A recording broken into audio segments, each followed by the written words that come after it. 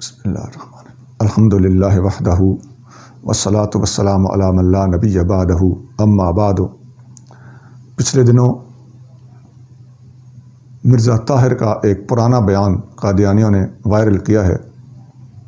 اس میں مرزا طاہر پر ایک آدمی سوال کرتا ہے کہ مرزا قادیانی نے مختلف دعوے کیے ہیں، مجدد ہونے کا، مہدی ہونے کا، مسیح ہونے کا، نبی ہونے کا، کرسچن ہونے کا دعویٰ، تو آپ اس کے بارے میں کیا کہتے ہیں؟ تو مرزا طاہر جواب دیتے ہیں کہ ہاں علماء یہ باتیں کرتے ہیں، ہمیں پتہ ہے وہ یہ باتیں کرتے ہیں، اور بھی وہ کہتے ہیں، یہ بھی کہتے ہیں، وہ بھی کہتے ہیں، تو یہ بناوٹ تاکہ مسلمانوں کی اس بات کا وزن کم کر دیا جائے، یہ وہ ساری کرتا ہے۔ پھر وہ کہتا ہے کہ دیکھو ایک بندہ دعویٰ کرتا ہے، لوگ اس کی مخالفت کرتے ہیں، تو مخالفت سن کے وہ اس دعوے سے رجوع کرنے کی بجائے اس سے بھی بڑا دعویٰ کر دیتا ہے۔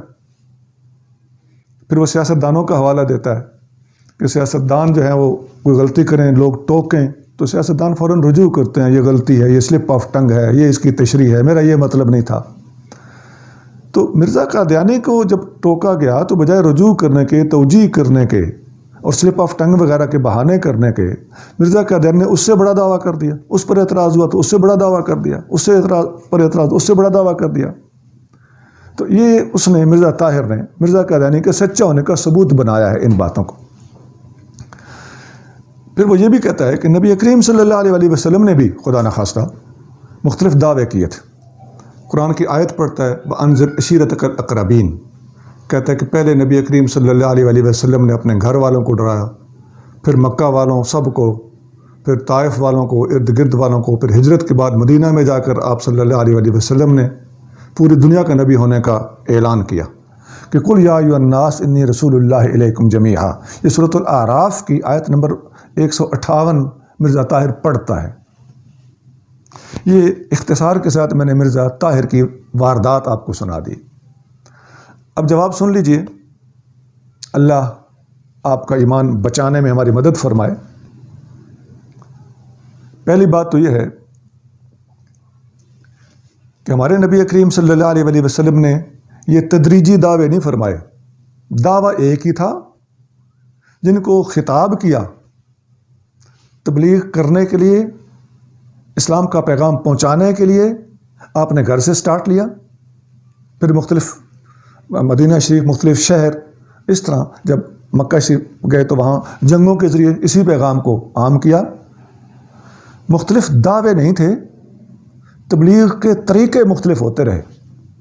تو مرزا جی آپ اتنے نابینا ہیں کہ آپ کو تبلیغ کا طریقہ اختیار کرنے اور مختلف قسم کے دعوے کرنے میں فرق سمجھ نہیں آ رہا۔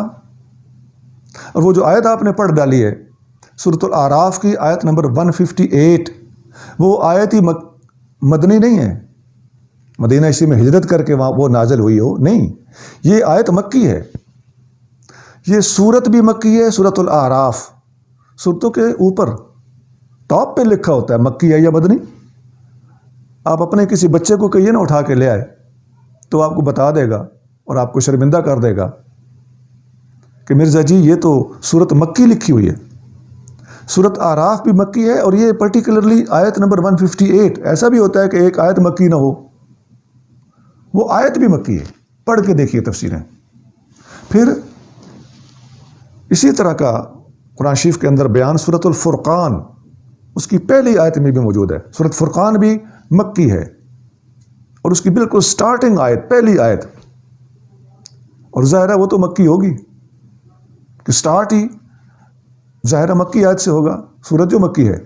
تو اللہ تعالیٰ اس آیت میں ارشاد فرماتا ہے تبارک الذی نزل الفرقان علی عبدہ لیکون للعالمین نذیرا، برکت والی ہے وہ ذات جس نے اپنے بندے پر قرآن اتارا تاکہ سارے جہانوں کو اللہ کا خوف دلائے۔ تو سارے جہانوں کا نبی ہونا نبی کریم صلی اللہ علیہ وسلم کی زبان مبارک سے قرآن کے اندر متعدد مقامات پر مذکور ہے۔ باقی رہ گیا یہ مختلف قسم کے سیاسی دعوے، تو سیاستدانوں کے بیانات ہوتے ہیں، یہ تو غلط بول دیتے ہیں نا، تو ان کو رجوع کرنا بھی پڑتا ہے. لیکن یہ بھی جاتے جاتے عرض کر دیں کہ سیاستدان بعض اوقات رجوع نہیں بھی کرتے، ڈٹ جاتے ہیں اور بڑی بڑی باتیں بھی الاپنے لگتے ہیں. ایسا ہوتا ہے. اور یہ بات بھی قابل توجہ ہے کہ مرزا قادیانی سے پہلے بھی مختلف لوگوں نے اس قسم کے چھوٹے دعوے، پھر بڑے دعوے، پھر اور بڑے دعوے کیے ہیں. بہاءاللہ اگر مجددیت کا دعویٰ بھی کرتا ہو، پھر مہدویت و مسیحیت کا دعویٰ بھی کرتا ہو، پھر کرسچن ہونے کا دعویٰ بھی کرتا ہو، تو وہ جو آپ نے اٹکل کے ساتھ چھوٹے پر ٹوکا گیا تو بڑا دعویٰ، حالانکہ ٹوکا گیا اور بڑا دعویٰ یہ سیکوینس بھی آپ نے جو بنایا اس کے اندر بناوٹ آپ کی اپنی ایکٹنگ ہے. تو یہ حرکتیں تو مرزا صاحب سے پہلے بہاءاللہ بھی کر چکا ہے. یہ سارے دعوے اس کی کتابوں کے اندر موجود ہیں. بہاءاللہ و عصر جدید کتاب ہے، اس کے اندر یہ سارے دعوے موجود ہیں. بلکہ وہ کہتا ہے کہ جس قوم کو جس کے آنے کا انتظار ہے میں وہی کچھ ہوں. یہی بات مرزا قادیانی بھی لکھتا ہے. تو پتہ چلے گا کہ مرزا قادیانی کا قارورہ دراصل اس سے پہلے والے جھوٹے مدعیان نبوت سے جا کر ملتا ہے. ہمارے نبی کریم صلی اللہ علیہ وسلم کے ساتھ اس کے دعووں کا کوئی تعلق نہیں ہے. اس سے بڑی بات عرض کر دیتے ہیں کہ اس طرح کے دعوے شیطان نے بھی کیے تھے. شیطان نے جب آدم علیہ السلام کو سجدہ نہیں کیا تو اللہ تعالیٰ نے اس پر گرفت فرمائی کہ تم نے سجدہ کیوں نہیں کیا. تو بجائے رجوع کرنے کے اس نے کیا کہا تھا؟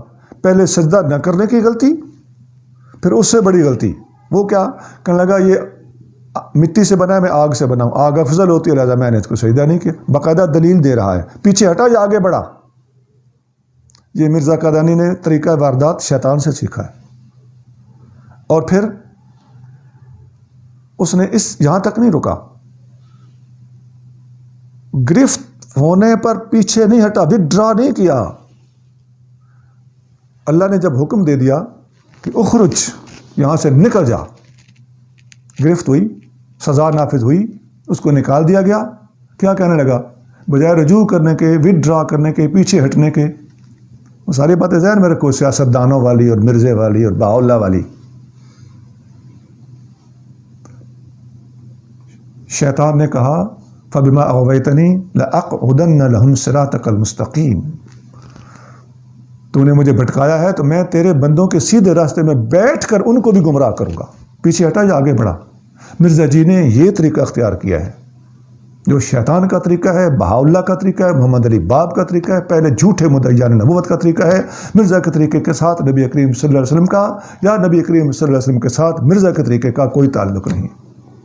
وما علینا الا البلاغ.